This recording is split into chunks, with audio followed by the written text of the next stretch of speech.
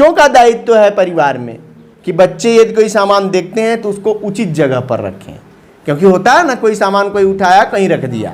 लेकिन यदि आपकी नज़र पड़े, ये सबके अंदर एक स्वभाव होना चाहिए कि आप जैसे आप कक्षा में बैठते हैं, कक्षा में भी आपको ये सब बातों का ध्यान देना चाहिए कि कोई भी चीज़ अव्यवस्थित है, जाओ देखो बेंच एक ठो इधर एक ठो बेंच इधर, एक सिस्टम में रहना चाहिए। यदि कक्षा में हर बच्चे यदि इन बातों पर ध्यान दें तो क्या होता है कि सब टाइडी अप होगा। टाइडी अप माने ठीक ठाक व्यवस्थित, कोई भी सामान व्यवस्थित होनी चाहिए। किताब जैसे आप पढ़ते हैं, पढ़ के फेंक दिए, पढ़ी है एक तरफ, मम्मी जाएंगी तो उसको सब संभाल के रखेंगी, ये ठीक नहीं है। अपनी कापी किताब को टाइडी अप रखने के लिए, व्यवस्थित रखने के लिए आपको अपना समय सेट करना चाहिए। भाई ठीक है आप पढ़ रहे हैं तब तक इधर उधर है, उठे तो उसको एक जगह रख दीजिए, क्योंकि बिखरी हुई पुस्तकें दिमाग में बिखरे हुए सेंटेंस की तरह होंगी।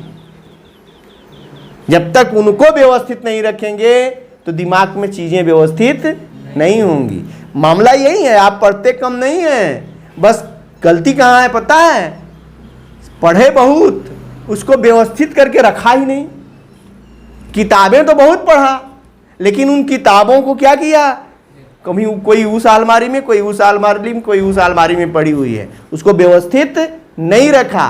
वैसे ही पढ़ा बहुत, उनको दिमाग में आपने क्या व्यवस्थित नहीं रखा है, इसीलिए वो क्या है, आधा इधर आधा उधर, आधा इधर आधा उधर। उनको सेट करिए, उनको एक सीक्वेंस में करिए। जैसे मैं पढ़ाते समय किसी भी कार्य को या किसी भी चैप्टर को व्यवस्थित पढ़ाता हूँ। ये चैप्टर पढ़ा, इस चैप्टर का पूरा काम पूरा हुआ, नेक्स्ट चैप्टर, नेक्स्ट चैप्टर का सारा काम पूरा हुआ, नेक्स्ट चैप्टर। नहीं पहले मैं सारे चैप्टर पढ़ा देता, फिर उसके बाद सारे के 60 क्वेश्चन लिखाता, फिर सारे के लॉन्ग क्वेश्चन लिखाता, सारे चैप्टर्स के फिर जो है वो क्या कहते हैं MCQs वगैरह करवाए जाते, सब अव्यवस्थित हो जाता।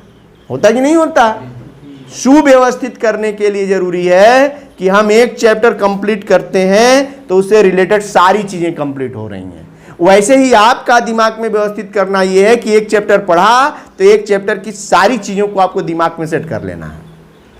गलती कहां करते हैं कि आप कोई भी चीज लिख पढ़ लेते हैं, उसको रखे रहते हैं, पर एग्जाम आएगा तो पढ़ेंगे, तो आपकी तैयारी क्या हो गई, अवरुद्ध, बाधित है।